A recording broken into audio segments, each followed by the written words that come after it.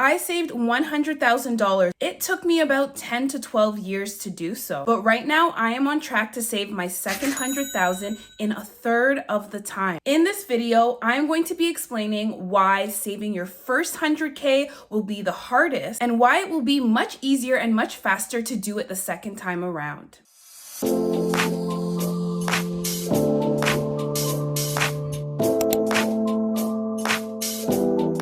Welcome to my channel. My name is Sherry. Welcome to Live Free with Sherry, where we talk about freedom as it relates to our finances, travel, and mindset. If you are new here, please click subscribe if you like talking about ways that you can acquire more financial freedom, more time freedom, more flexibility, and more travel in your life. So I want to get right into this topic, y'all. I talked about in one of my last videos that saving 100K took me about 10 to 12 years, but the second time around, it's going to take me much faster. And I started to question, why is that? Why is it taking me 12 years to do it the first time, but it should take me about 4 or less years to do it the second time?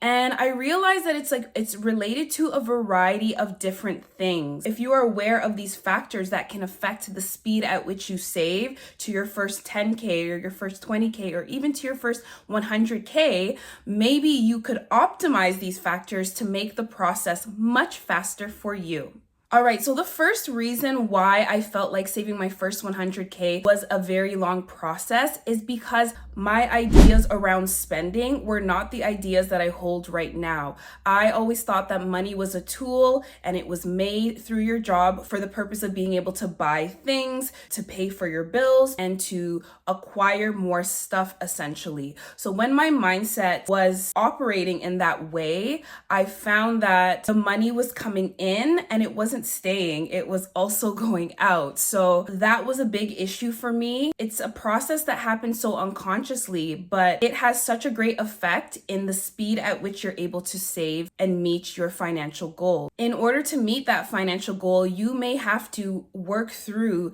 bad habits, impulsive or emotional spending. You might have to reframe your mindset and do a lot of mind work related to money before you start to even save money in the bank. You might need to redefine your relationship with money so that you can see money as a tool to bring you more freedom, as a source of bringing you more peace, and not as a source to be able to buy more and more things. So essentially, you need to unwork your bad habits around saving, around money, and enhance your mindset to be not only optimized in the process, but be mentally prepared to commit to the process for an extended amount of time, to be able to delay gratification in order to get to that goal. So the second reason why saving my first 100K took much longer than it's going to take the second time around is because my knowledge about the concept of compounding was not there as yet. I didn't realize that your money has the capability to make you more money. So essentially, compounding is earning interest on your interest. So let me see if I can explain this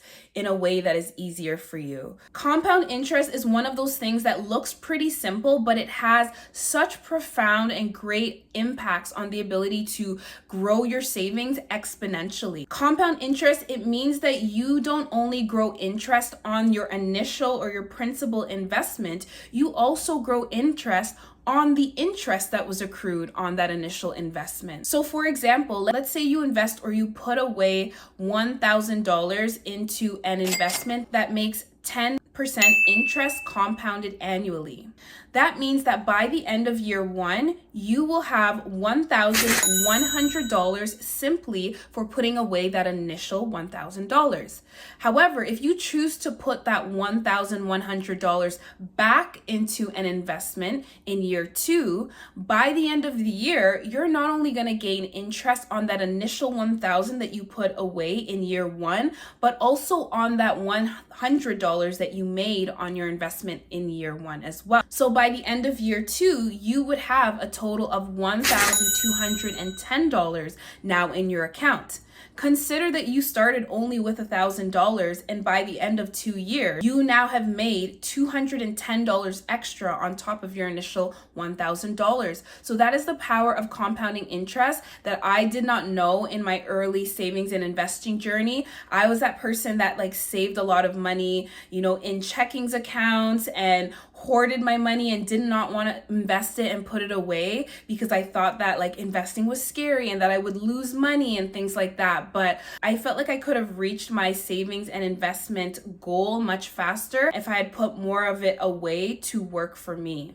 So my suggestion for you is, if you're the person that has money under your mattress, or if you have it in a safe because you're scared of banks, you're scared of putting it into, investments, you need to stop that right away. Like, if you want to grow your money faster, you need to allow it to be taken advantage of by the power of compound interest, because it has a snowballing effect. It has the power to build traction for your initial savings over time, where your money will grow at a speed that it will never be able to grow at if it is simply being saved under your mattress or in a checkings account. The third reason why I felt like reaching my first 100K was harder than it's going to be the second time around is because I had consistent work at this time. So during that first 12 years of my savings/investing journey, I was in school for 6 of those years. I was doing 4 years at my undergraduate degree and then 2 years doing my master's degree. So during that time, my income fluctuated. It went up and down.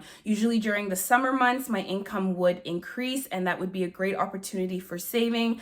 And then during the school year, I would move back down to part-time. So my income was lower. So because that income was so inconsistent, I wasn't able to consistently save as much as I wanted on a monthly basis.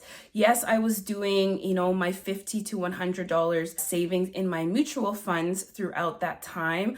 But I think if my income was a bit more consistent, then I would have been able to bring that amount higher on a consistent basis, and as a result, save more money or put away more money in a shorter amount of time. And the final reason why I felt like it took me 12 years to save my first 100K, but it's going to take me a fraction of the time the second time around, is because I had low skill level around saving and investing. So what this meant for me was I had a low level of knowledge around what saving looked like in the first years of my savings journey.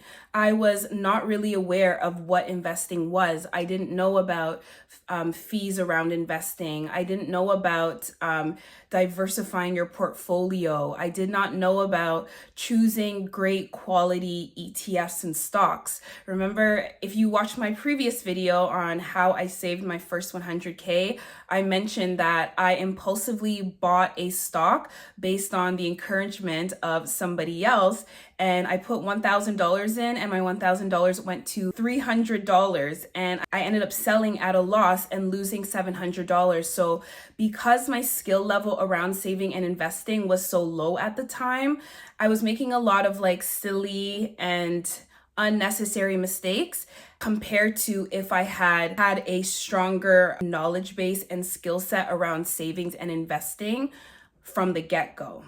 Obviously, it takes time to learn and develop and build those skills, but what I want to stress to you as you are entering your savings journey or on your savings journey at this moment is to work hard to develop that skill set and that knowledge base quickly, because the faster you are able to increase your knowledge and your skills, the faster you are going to be able to expedite and optimize your process of saving and investing. You need to have the skills and the knowledge to make the best choices around your savings journey, and the best thing you can do is to learn as much as you can right now.